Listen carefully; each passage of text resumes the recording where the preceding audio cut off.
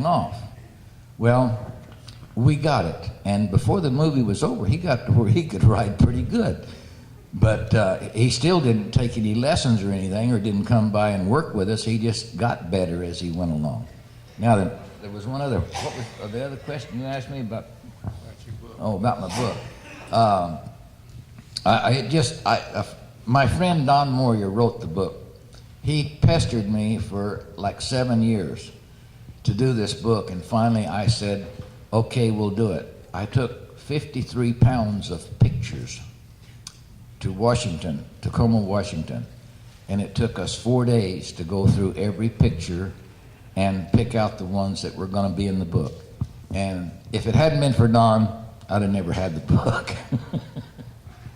And it's a good book. Got a lot of pictures in it. It's a good book. And 53 pounds worth. And then on Bob Hinkle down there, his is Call Me Lucky, a Texan in Hollywood, and I got Don's first, and like I said, he had a lot of pictures. And then I learned to read, and read Bob's book, and it was a good book, easy reading. Thank you. The way my book came about, I'm from Texas down here, and a lot of us Texas, has got a lot of what they call BS. A lot of other people call it, and I was fortunate to be in the right place at the right time, like Don said, and because I come from a poor town, a poor place out there in West Texas. In fact, we were so poor when they had to come out there and whitewash our house before they would condemn it, and. And my little brother and I rode double on a stick horse. See, that's the kind of stuff, and I've always been noted for saying those kind of things. And Robert Wagner, I was doing a picture with him, and he said, Bob, why don't you put all them little sayings down? I picked a lot of that up from old Chill Wills, too.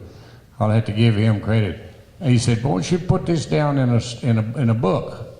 And I finally got around to doing it. And it's got 42 pictures in it. We went through a bunch of pictures. We didn't weigh our pictures before we started, but it was a bunch of them. Well, the only reason I waited because we had to get on the plane and we luggage so much weight. Oh, I see.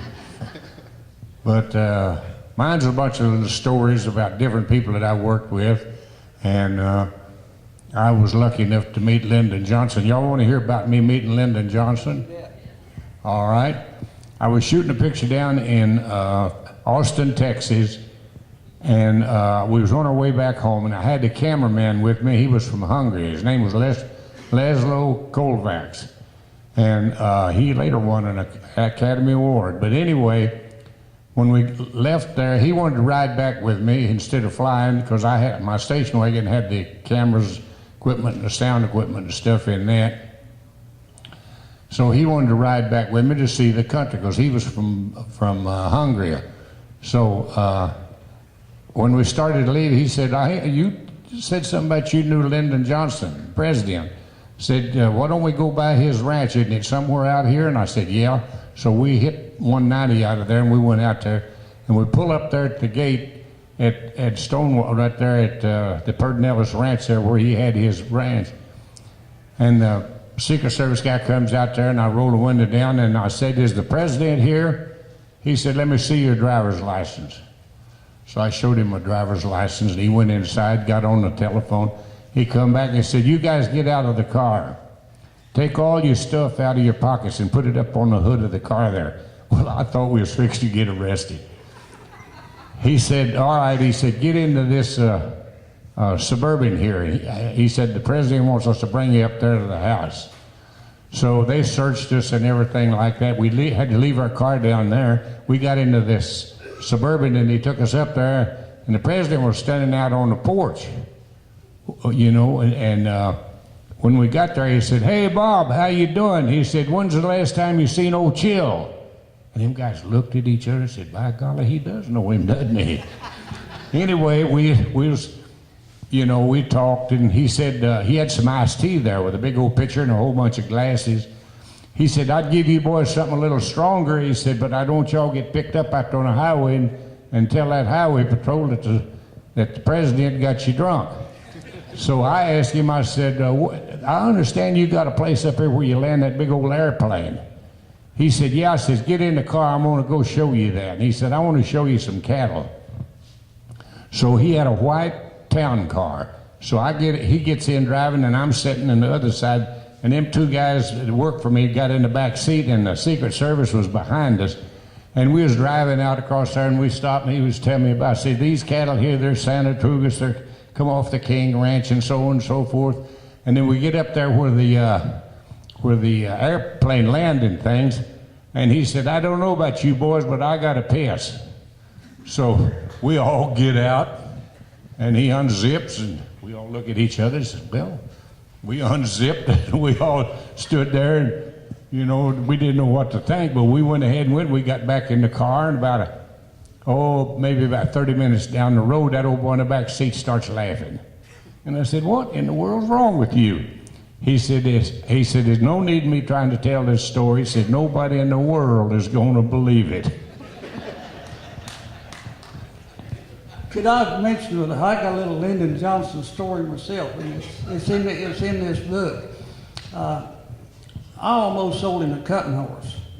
I had an old bronc horse that got to be halfway famous, and Jackson Parker, a friend of mine from Odessa, Texas, I don't know, you might have even knew Jackson. He run the stock show out there for years and years, and a big old rancher. He and I became friends, and he always liked this Red Man horse, and he was a banker by trade, really, Jackson was, and he had enough clout that he could kind of call Lyndon any time, you know, in the day or night. And he told me, he says, Lyndon's looking for a cutting horse. He said, do you want to sell your horse? And I said, well, he's getting, 12, 13 years old. I said, I really need to. And he said, well, I'll just have Lyndon call you, just like that, just like there's nothing, And so I kind of forgot about it. And about a month later, a guy by the name of A.W. Morrison called and wanted to look at this horse and try this horse out. But anyway, it would take too long to tell all the details, but I didn't get the horse sold. And the bottom line is, when I finally left A.W. Morrison's, I went from being a Democrat to a Republican.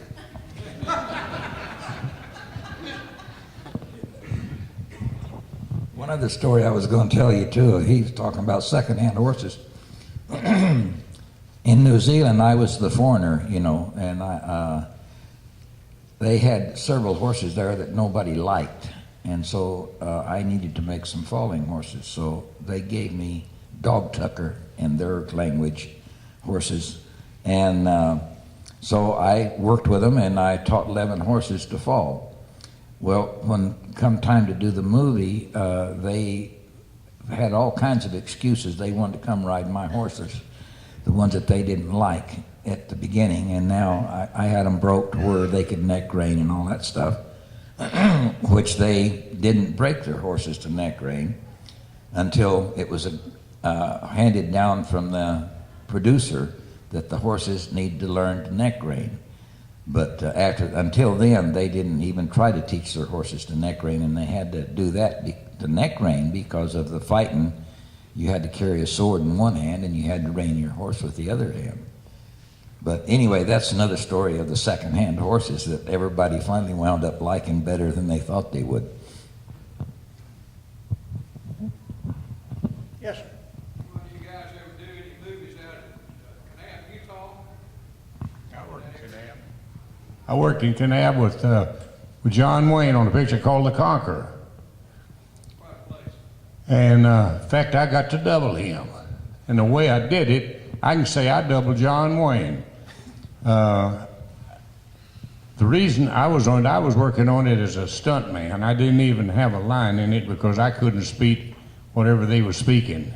And so we was working one day, and he told Dick Pally, he said, Dick, see that hill right over there? He said, that'd be a real good one for me to bring them Indians off of. He called them Huns Indians. And they were all local guys. A bunch of them was Indians, some of them were white guys, but they were all local.